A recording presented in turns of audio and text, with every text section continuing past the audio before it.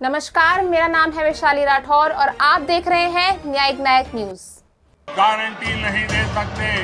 ये मोदी देश को गारंटी देता है कि मेरे तीसरे कार्यकाल में मैं हिंदुस्तान को टॉप थ्री की पोजीशन में लाके रहूंगा। और अब उसका नतीजा ये हुआ है, मतदाताओं के प्रति उनकी नफरत भी सातवें आसमान पर पहुंच गई है। उनका लॉन्चिंग फेल होता है, नफरत जनता पे करते हैं। लेकिन पीआर वाले प्रचार क्या करते हैं? मोहब्बत की दुकान का प्रचार करते हैं, इकोसिस्टम लग पड़ती है। इसलिए देश की जनता भी कह रही है, ये है लूट की दुकान, ये है लूट की दुकान, झूठ का बाजार। ये है लूट की दुकान, झूठ का बाजार। इसमें नफरत है, घोटाले हैं, तुष्टीकरण है, मन काले हैं। परिवारवाद की आग के दशकों से देश हवाले है। और तुम्हारी दुकान ने इमरजेंसी बेची है, बंटवारा बेचा है, सिखों पर अत्याचार बेचा है, झूठ कितना सारा बेचा है, इतिहास बेचा है, उरी के सच के प्रमाण बेचा है। शर्म करो नफरत की दुकान वालों, तुमने सेना का स्वाभिमान बेचा है।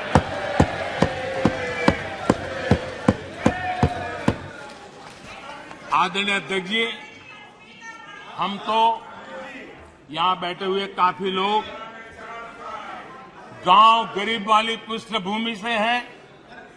यहां सदन में बड़ी संख्या में लोग गांव और छोटे कस्बों से आते हैं। और गांव का कोई व्यक्ति विदेश जाए, सालों तक वो उसके गीत गाता रहता है। एक आध बार भी कभी विदेश जाए, देख करके आया हो, सालों तक बताता रहता है कि मैं ये देख के आया, मैं ये देख के आया, मैंने ये सुना, मैंने ये मुझे देखा। स्वाभाविक है, गांव का व्यक्ति जितने बेचारे ने दिल्ली मुंबई भी न देखा हो और अमेरिका जाके आ जाए, यूरोप जाके आ जाए, तो वो वर्णन करता रहता है। जिन लोगों ने कभी गमले में मूली नहीं उगाई, जिन लोगों ने कभी गमले में मूली नहीं उगाई, वो खेतों को देखकर हैरान होने ही होने हैं।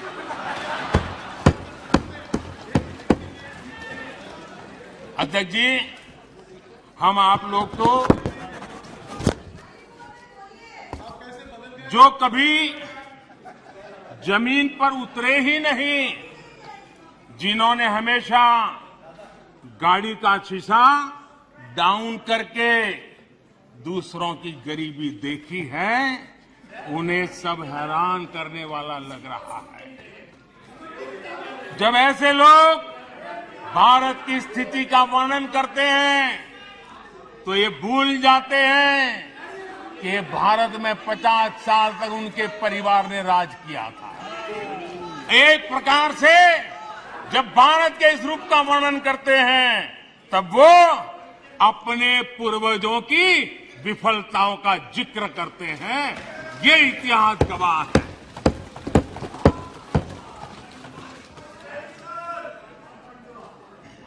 और इनकी दाल गलने वाली नहीं है, इसलिए नई नई दुकानें खोल करके बैठ जाते हैं। आदरणीय अध्यक्ष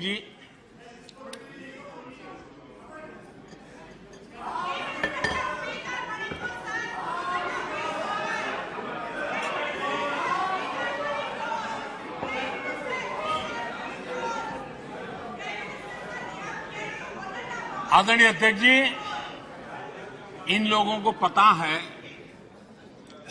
कि इनकी नई दुकान पर भी कुछ दिनों में ताला लग जाएगा।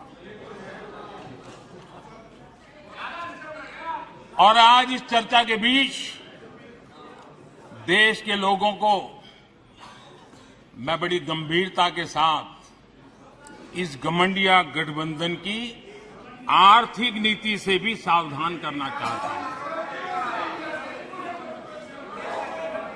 ये देश में ये घमंडिया गठबंधन ऐसी अर्थव्यवस्था चाहता है जिससे देश कमजोर हो और उसका सामर्थ्य बढ़ न पाए।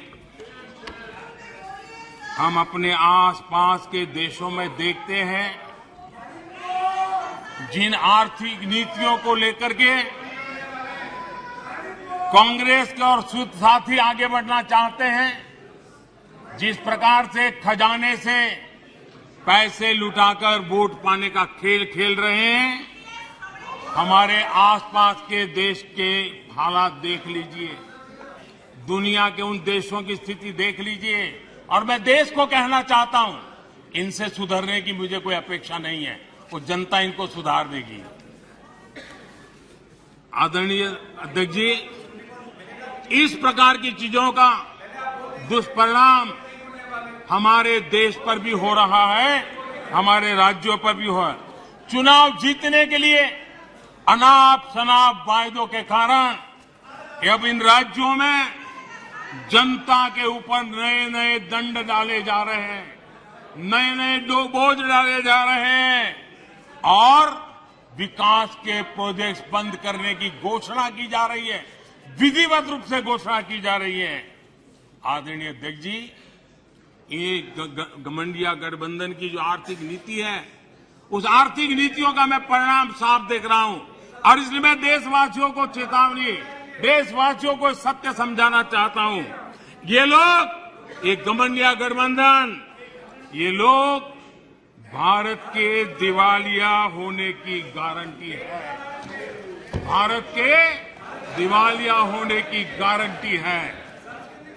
ये इकोनॉमी को डुबाने की, ये इकोनॉमी को डुबाने की, ये डबल डिजिट महंगाई की, ये डबल डिजिट महंगाई की, ये पॉलिसी पैरालिसिस की, ये पॉलिसी पैरालिसिस की, ये अस्थिरता की, ये अस्थिरता की, ये करप्शन की, ये करप्शन की, ये तुष्टीकरण की, ये तुष्टीकरण की, ये परिवारवाद की, ये परिवारवाद की, ये भारी बेरोजगारी की, ये भारी बेरोजगारी की, ये आतंक और हिंसा की, ये आतंक और हिंसा की, ये भारत को 2 शताब्दी पीछे पहुंचाने की गारंटी है। आदरणीय अध्यक्ष जी, ये कभी भारत को टॉप 3 अर्थव्यवस्था बनाने गारंटी नहीं दे सकते।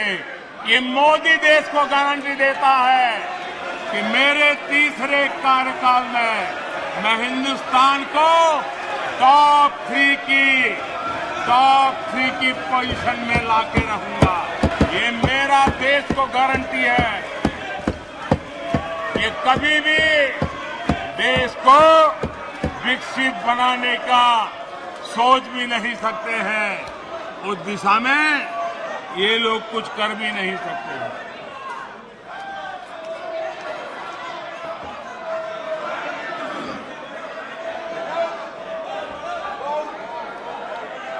आदरणीय अध्यक्ष जी,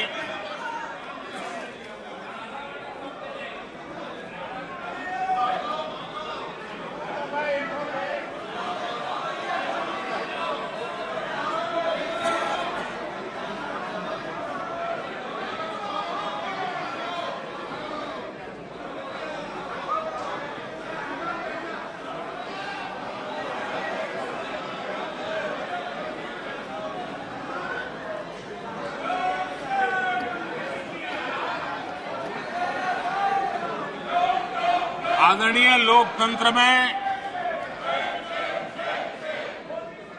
जिनका भरोसा नहीं होता है वो सुनाने के लिए तो तैयार होते हैं, लेकिन सुनने का धैर्य नहीं होता है।